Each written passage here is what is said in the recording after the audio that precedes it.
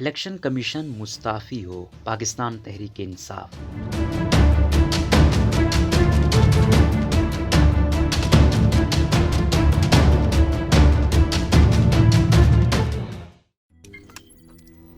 روزنامہ قدرت کی ویڈیو دیکھنے کے لیے ابھی یوٹیوب چینل پر سبسکرائب کریں اور بیل آئیکن پر بھی کلک کریں۔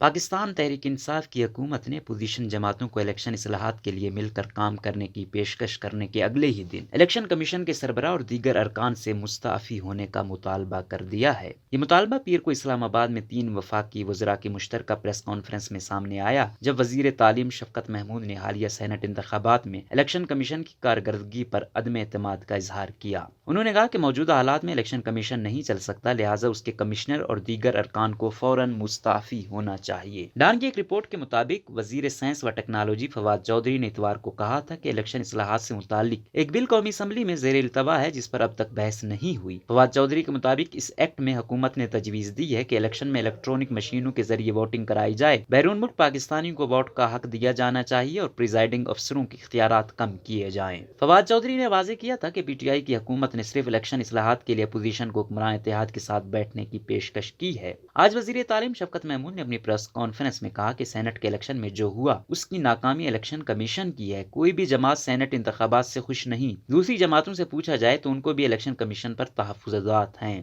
انہوں نے مزید کہا کہ الیکشن کمیشن اپنی ذمہ داریاں نہیں نبھا سکا اور ناکام رہا۔ پی ٹی آئی سب سے بڑی جماعت ہے جسے الیکشن کمیشن پر کوئی اعتماد نہیں۔ شفقت محمود کے مطابق الیکشن کمیشن ایسا بننا چاہیے جس پر سب سیاسی جماعتوں کا اعتماد ہو۔ ہم نے چیف الیکشن کمشنر سے کہا کہ کرپٹ پریکٹس روکنے کا طریقہ کار اپنایا جائے، لیکن انہوں نے ہماری بات نہیں مانی۔ انہوں نے مزید کہا کہ ہم وہ تجویز کر رہے ہیں جو ملک اور جمہوریت کے لیے بہتر ہے۔ ہم سیاسی حل بتا رہے ہیں اور ہمارا الیکشن کمیشن کے خلاف سپریم کورٹ میں جانے کا ارادہ نہیں۔ پریس کانفرنس کے دوران نئے انتخابات کے حوالے سے ایک سوال پر شفقت محمود نے کہا کہ آگے بھی ضمنی الیکشن ہوتے رہیں گے جن پر اعتماد ہونا ضروری ہے۔ انہوں نے جلد عام انتخابات کے امکان کو رد کرتے ہوئے کہا کہ جنرل الیکشن 2.5 سال بعد ہوں گے۔ یاد رہے کہ سینٹ الیکشن میں اپوزیشن اتحاد پاکستان جمہوری تحریک یعنی پی ڈی ایم کے مشترکہ امیدوار سید یوسف رضا گیلانی کی اپسیٹ کامیابی کے بعد وزیر اعظم عمران خان نے بھی ٹی وی پر نشر ہونے والے اپنے خطاب میں الیکشن کمیشن پر براہ راست تنقید کرتے ہوئے سوال اٹھایا تھا کہ اس نے شفاف الیکشن یقینی کیوں نہیں بنایا اور ووٹ قابل شناخت ہونے کے لیے اقدامات کیوں نہیں اٹھائے۔ تاہم الیکشن کمیشن نے ایک اعلیٰ سطح کے اجلاس کے بعد وزیر اعظم کی تنقید کو مسترد کر دیا تھا۔ عوامی نیشنل پارٹی کے رہنما زاہد خان نے حکومتی مطالبے پر اپنے رد عمل میں کہا